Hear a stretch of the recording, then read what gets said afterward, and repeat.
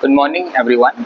तो एक और टॉपिक है हम लोग के पास आज, वो बहुत इम्पोर्टेंट है क्योंकि ना वो आप फ़र्क करने में आपको बहुत दिक्कत होगी उसमें।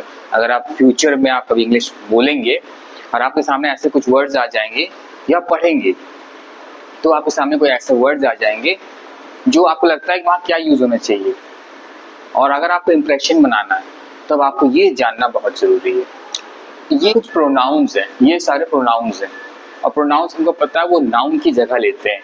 तो किसी भी नाम की जगह जब लेते हैं तो वो प्रोनाउंस होते हैं। जैसे कोई नाम है लड़के का राहुल, तो राहुल के लिए प्रोनाउन होगा ही, हिज, हिम। पोजेसिव एडजेक्टिव्स में एस नहीं लगता है, पोजेसिव प्रोनाउन में एस लगता है। तो माइन एक प्रोनाउन है और माई एक एडजेक्टिव है। बट इम्पॉर्टेंट समझना ये कि इनका यूज आप कहाँ करेंगे। इनका यूज आप तब करेंगे जब आप किसी इंसान को महत्व दे रहे हैं या फिर उसके किसी बनाए हुए चीज को या प्रोडक्ट है उसको जो उसका है, या फिर उसके चीजों को जो उसको बिलोंग करती है, तब ये डिफरेंस आपको समझ में आ जाएगा। एग्जाम्पल के लिए मैं लिख देता हूँ 2 सेंटेंसेस।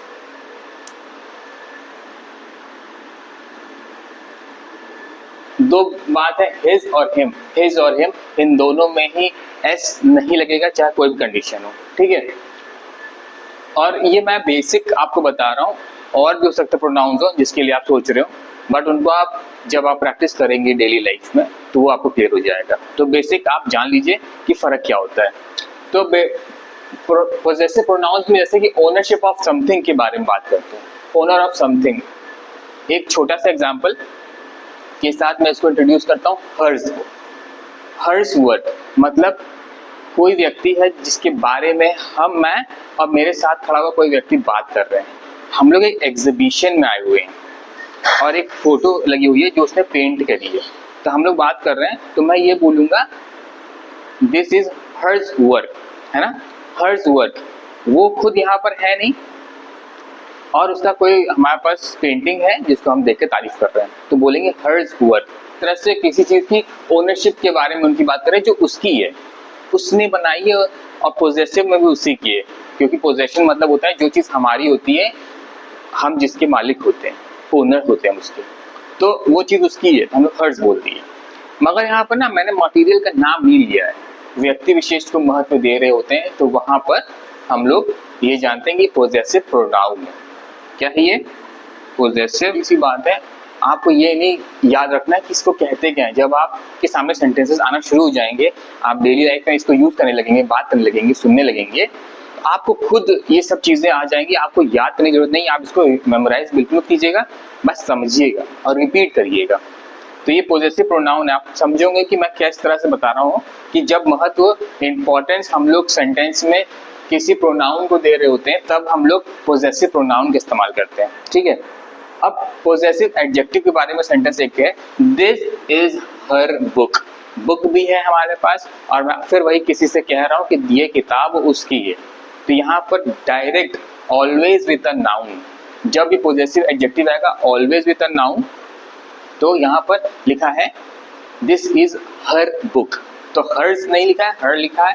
सिंपल सी बात है, ये हमारा एडजेक्टिव है। क्यों? क्योंकि एडजेक्टिव है कि जब भी पॉजिटिव एडजेक्टिव का इस्तेमाल होगा तो वहां पर नाउन होगा ही होगा, और इस सेंटेंस में एक नाउन है जो कि एक है बुक, इसमें कोई नाउन नहीं है। मगर महत्व भी यहाँ पर बुक को दिया गया है, यहाँ महत्व उस लड़की को दिया गया है। 2 सेंटेंसेस मैंने फिर से लिख दिए। दिस इज माइन, मैंने बताया कि कभी भी पॉजिटिव प्रोनाउंस पहले नहीं आ सकते, तो पहले नहीं आएंगे। ये मेरा है, ये लिखा है मैंने। पॉजिटिव एडजेक्टिव सेंटेंस है, माई नेम इज रोहन, है ना।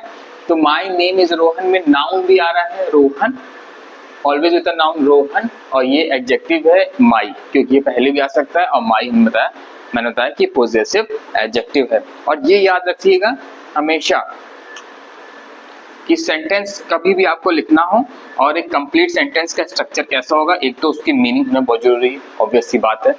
पहला लेटर कैपिटल्स होगा और कोई लेटर कैपिटल्स नहीं होगा अनटिल एंड अनलेस, जब तक कि उसमें कोई नाम ना आ जाए, जैसे रोहन, तो ये कैपिटल लेटर से लिख देंगे हम। और लास्ट में फुल स्टॉप होना जरूरी है, ये इंडिकेट देने के लिए कि हमारा सेंटेंस हो चुका है खत्म, ठीक है।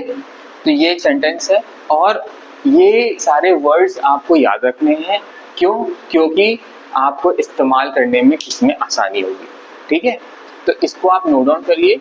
और प्रैक्टिस तो बहुत ज़रूरी है, प्रैक्टिस के बिना तो आप इसको भूल जाएंगे शाम तक, या जब भी आप देखेंगे हो सकता है एक दिन बाद तो आप भूल जाएं इसको।